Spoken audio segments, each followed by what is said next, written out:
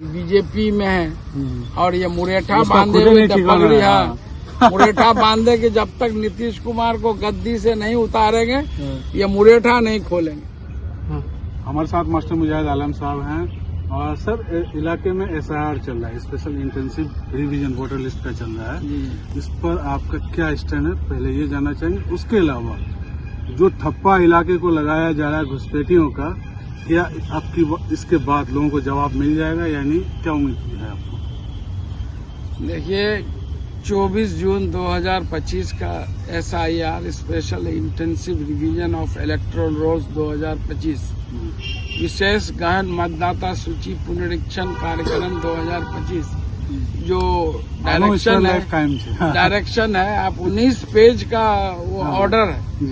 आप जब उसको पढ़ेंगे तो आपको लगेगा कि ये कहीं न कहीं NRC का ही जो है इनिशियल स्टेज है, क्योंकि जब 2019-20 में CAA का मामला आया, NPR का मामला आया, पूरे देश में CAA, NPR, NRC को लेकर के जो है एक बवाल मचा, जगह जगह शाहीन बाग के तर्ज पर, और हम लोग खुद 20 दिसंबर 2019 को वली रामानी साहब अमीर शरीयत बिहार, उड़ीसा, झारखंड, इनकी रहनुमाई में 13 मुस्लिम तंजीमों के लोग हम लोग जाके मिले CM से, 1.5 घंटे बात हुई और मीडिया में वो आके बोल दिए यहाँ न NRC लागू होगा न NPR, जो नए फॉर्म 2019-20 के जो अभी डाटा इलेक्शन कमीशन ने दिया वो ठीक NPR में कि आप कब पैदा हुए, कहाँ पैदा हुए, आपके माँ बाप कब पैदा हुए, कहाँ पैदा,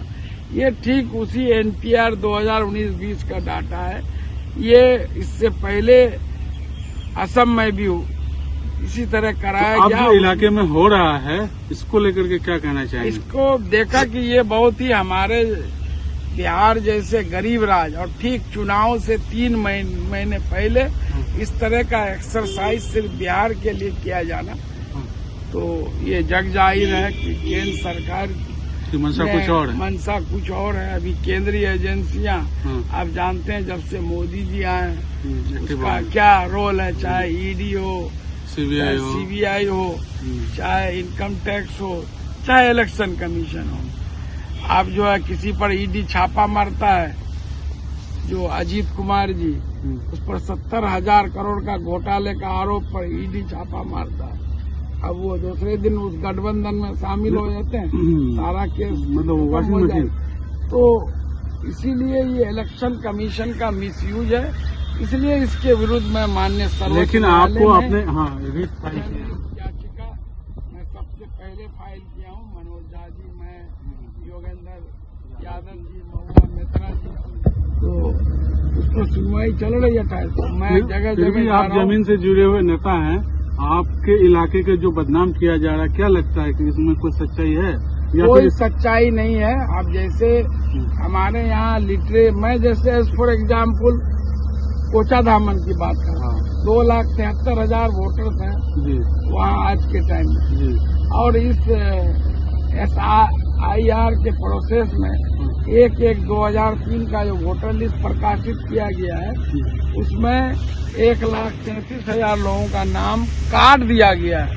अब इनको सबूत पेश करना है कि आप इस देश के नागरिक भी है, वोटर भी है।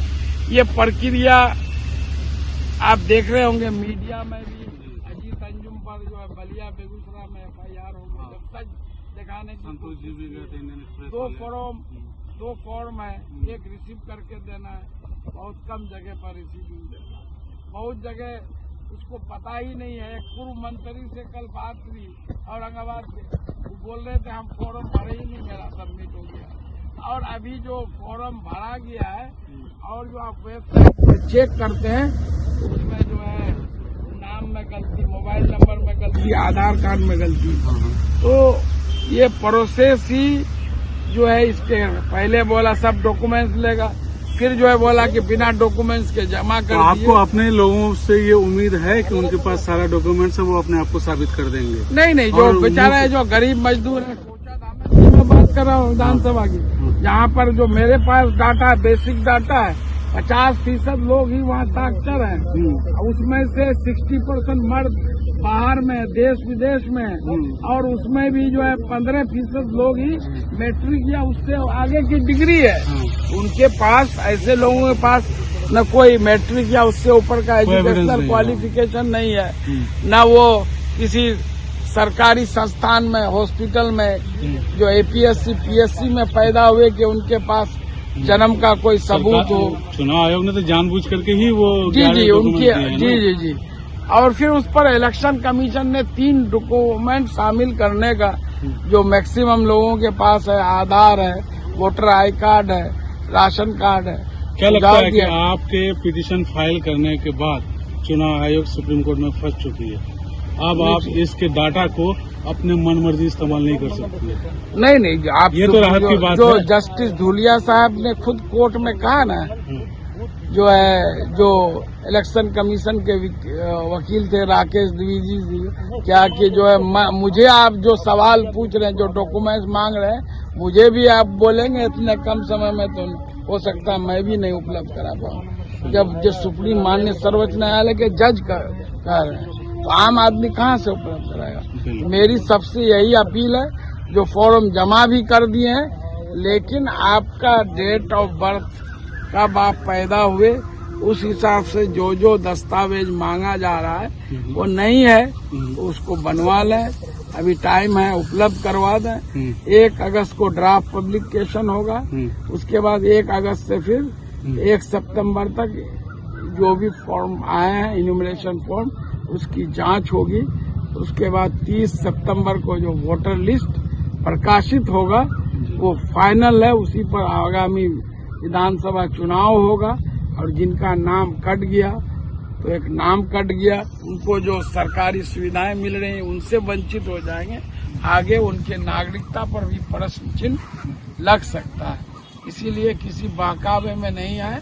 लेकिन जिले को जो बदनाम किया जा रहा है या सीमांचल क्षेत्र को बदनाम किया जा रहा है, ऐसे लोगों को क्या जवाब देना चाहेंगे आप? तो इनकी तो जो खुद सम्राट चौधरी बोल रहे हैं, तो इनका तो आप चाल चरित्र चेहरा आप सब जानते हैं कि कभी राजद में हुआ करते थे, कभी JDU में थे, आज जो है BJP में है। और ये मुरेठा बांधे हुए पगड़ी, मुरेठा बांधे कि जब तक नीतीश कुमार को गद्दी से नहीं उतारेंगे ये मुरेठा नहीं खोलेंगे। और बिना गद्दी से उतार के अपना मुरेठा नीतीश जी के कदमों में समर्पित कर दिए। तो ऐसे लोग क्या बोलेंगे, उनके बात का मैं कोई जनता को उस पर वैल्यू नहीं देता। सही है।